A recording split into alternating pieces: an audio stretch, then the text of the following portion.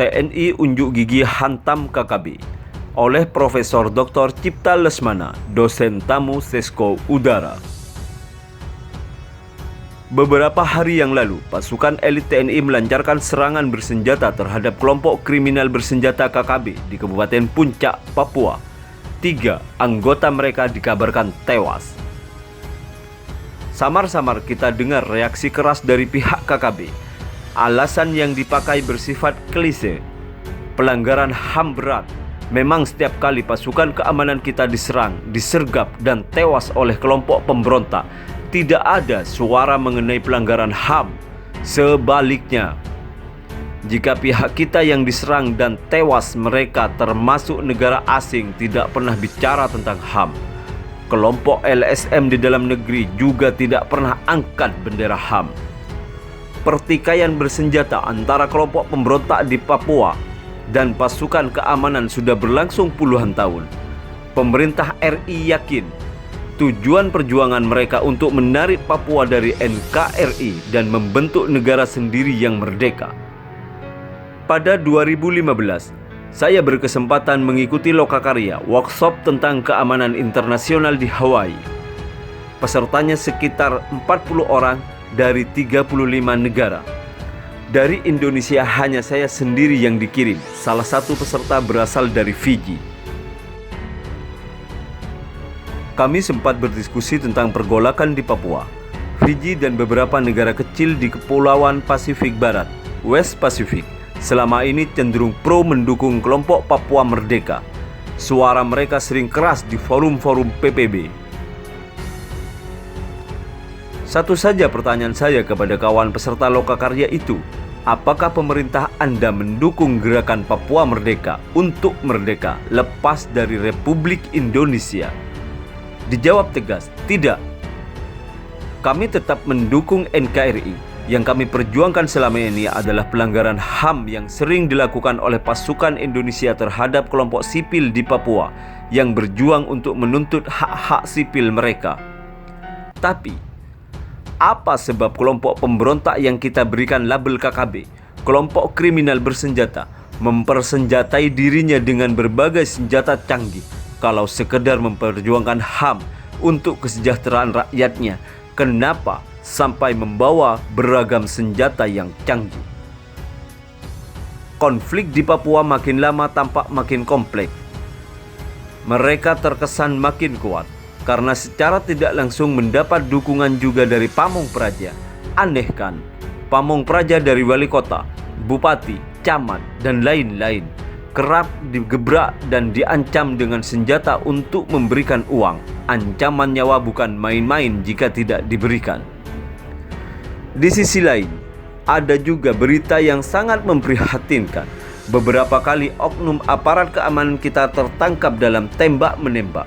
Ternyata ada oknum tentara kita yang diduga kuat menjual senjata dan peluru kepada pemberontak.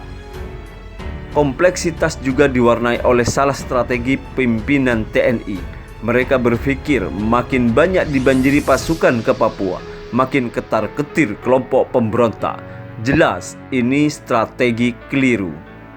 Apalagi tentara yang dikirim itu sebagian yang muda-muda dengan pangkat prada atau pratu.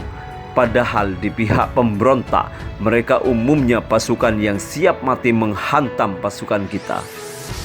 Faktor lain yang membuat pasukan kita, TNI, tidak bisa bergerak bebas menghantam pemberontak.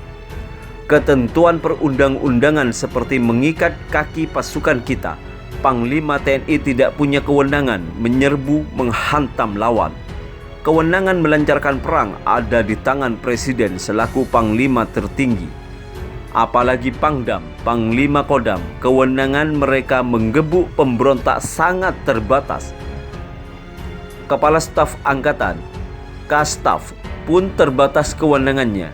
Fungsi pokok Kastaf hanya di sektor pembinaan personil untuk digerakkan oleh Panglima TNI.